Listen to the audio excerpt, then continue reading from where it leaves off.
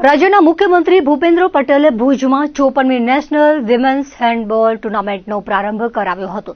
ભુજના આર વરસાણી વિદ્યાસંકુલમાં દેશભરમાંથી મહિલા હેન્ડબોલ ખેલાડીઓ વચ્ચે રાષ્ટ્રકક્ષાની સ્પર્ધા થશે. મુખ્યમંત્રીએ જણાવ્યું હતું કે દેશભરમાં રમતગમત ક્ષેત્રે ખૂબ વિકાસ થયો છે. વડાપ્રધાન નરેન્દ્ર મોદીના નેતૃત્વમાં રમતગમતને પ્રોત્સાહન આપવામાં આવી રહ્યું છે, જેથી દરેક રમતમાં ભારતના ખેલાડીઓ વૈશ્વિક કક્ષાએ દેશને ગૌરવ અપાવી રહ્યા છે. મુખ્યમંત્રીએ દરેક મહિલા ખેલાડીને અભિનંદન સાથે શુભકામના પાઠવી હતી.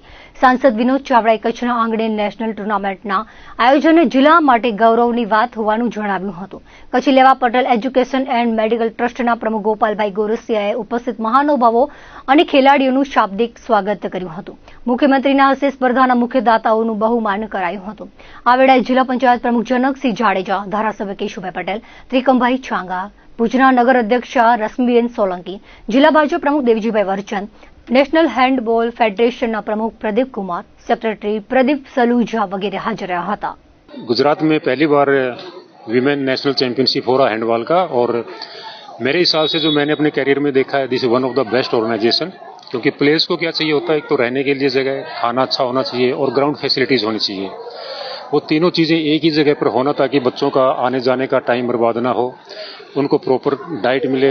इतना जोर लगाते हैं मैच के बाद एनर्जी जो लगती है उसको रिकवर करने के लिए. तो this is one of the best organisation मेरे हिसाब से तो अभी तक जो लग रहा है. खेल सिर्फ खेल ही नहीं होता, खेल की भावना ही होती है कि यहाँ पे हम दोस्त भी बनाते हैं, एक नेशनलिटी की जो फीलिंग आती है वो आती है. इसको अगर हम ये कहना कि ये मिनी इंडिया है, यहाँ पे हर एक स्टेट से इतने स्टेट्स के लोग आते हैं, एक दूसरे के बारे में बातें करते हैं, कल्चर के बातें करते हैं, खाने पीने के बातें करते हैं, एक दूसरे को समझते हैं, तो एक दोस्ती का माहौल भी होता है. बस मैं यही कहता हूँ कि आप अपना अच्छा खेलिए, जो टीमें अच्छी होंगी वो हमेशा जीतेंगी. हार जाते हैं तो हार्ट लूज करने की जरूरत नहीं है. नेक्स्ट टाइम आइए, आप मेहनत करके आइए और अच्छे से आपको आपके रिजल्ट जरूर मिलेंगे. इसमें टोटल 28 राज्यों की टीम पूरे देश से प्रतिनिधित्व कर रही है. कुछ एक या दो टीमें जैसे नॉर्थ ईस्ट की आसाम या त्रिपुरा, क्योंकि बारिश और रोड खराब होने की वजह से वो यहाँ नहीं आप पहुंच पा रहे हैं. बाकी टोटल 28 प्रदेश की टीमें यहाँ पार्टिसिपेट कर रही हैं. टोटल 6 दिन का टूर्नामेंट है. शुरू में प्रीलिमिनरी राउंड चलेंगे, उसके बाद मेन राउंड होंगे, उसके बाद जो टीमें क्वालिफाई करेंगी उसमें quarter, semi, pre quarter, quarter और फिर सेमीफाइनल और फिर फाइनल खेला जाएगा. હવે આપણે જે આખા ગુજરાત રાજ્યની ગરિમા થાય એવું કામ આપણે કર્યું છે, જે આખા ઓલ ઇન્ડિયાની બધા રાજ્યોની હેન્ડબોલ સ્પર્ધા દીકરીઓ માટેની આપણે અહીંયા કરી છે અને તે દીકરીઓને ખૂબ એને પોતાનું પ્રદર્શન કરવા માટેની તક મળે એના માટે આયોજન કર્યું છે. અને એની સાથે સાથે આપણે એને જે બહારથી આવ્યા છે તો આપણા મહેમાન કહેવાય, તો મહેમાનને જે ટીમ રમતી ન હોય તે ટીમને આપણે આજુબાજુના વિસ્તારમાં ફરવા માટેનું પણ આયોજન કર્યું છે. અત્યારે આપણી પાસે ટોટલ આપણા જે 28 રાજ્ય છે તો બધા રાજ્યની ટીમો આપણી પાસે આવી છે. સ્ટેટની ટીમો, બધા સ્ટેટની ટીમો આપણે રમવા માટે આવી છે. કચ્છી લેવા પટેલ સમાજના આંગણે આપણે સૌ જાણીએ છીએ કે સમગ્ર દેશની અંદર જ્યારે મોદી સાહેબ ગુજરાતમાં હતા ત્યારે ખેલે ગુજરાત અને હવે ખેલે ભારત, આ એક રમતગમત અને ખેલનું અભિયાન સમગ્ર દેશની અંદર એમણે આહવાન આપ્યું છે. ત્યારે આજે હેન્ડબોલની સ્પર્ધા, રાષ્ટ્રીય લેવલની સ્પર્ધા ગુજરાત એનું યજમાન બન્યું છે અને ગુજરાતના યજમાન પદ હેઠળ જ્યારે કચ્છની અંદર લેવા પટેલ સમાજની અંદર આ રાષ્ટ્રીય લેવલની રમતગમતનું આયોજન કરવામાં આવ્યું છે. ત્યારે સમગ્ર ગુજરાત, કચ્છ રમતવીરો અને રમતગમતના ડિપાર્ટમેન્ટો દ્વારા ખૂબ સરસ આયોજન થયું છે અને એના યજમાન તરીકે જ્યારે અમારું કચ્છી લેવા પટેલ સમાજ અને સમગ્ર અહીંયાના ખેલાડીઓ અને ખેલપ્રેમીઓ દ્વારા આ સમગ્ર દેશમાંથી જે ખેલાડીઓ જ્યારે ગુજરાતમાં કચ્છમાં પધાર્યા છે ત્યારે કચ્છ દ્વારા એમનું ભાવભીનું સ્વાગત કર્યું છે. એનું આતિથ્ય અને ગુજરાત અને કચ્છનું આતિથ્ય માણી રહ્યા છે એ લોકો.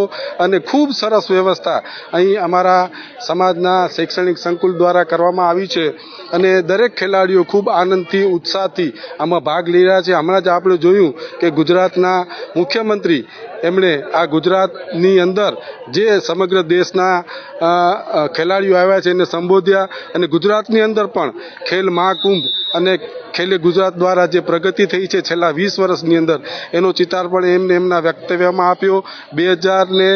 35ની અંદર ઓલિમ્પિકના આયોજનની વાત પણ એમને કરી. ગુજરાતમાં 2 સંકુલ હતા, એમાંથી આજે 24 સંકુલ થયા છે અને સમગ્ર ગુજરાતમાં જે આદરણીય દેશના વડાપ્રધાનનું સ્વપ્ન છે સાકાર કરવા માટે ગુજરાત સરકાર તત્પર છે. એ રીતે કચ્છના ખેલાડીઓ પણ ખૂબ સરસ રીતે અહીં ઘણા બધા સંકુલો સંસ્થાઓના છે અને એમાં જિલ્લા લેવલે, રાજ્ય લેવલે અને રાષ્ટ્રીય લેવલે પણ આપણા કચ્છના ખેલાડીઓ ચંદ્રકો પ્રાપ્ત કરે છે. આમ આ એક રમતગમતની બાબતમાં આ સુવર્ણ તક આજે આ કચ્છની અંદર સમગ્ર દેશના ખેલાડીઓ આવી અને પોતાનું કૌશલ્ય દાખવે છે, તો એ બાબતે આજે ખૂબ આનંદનો વિષય છે.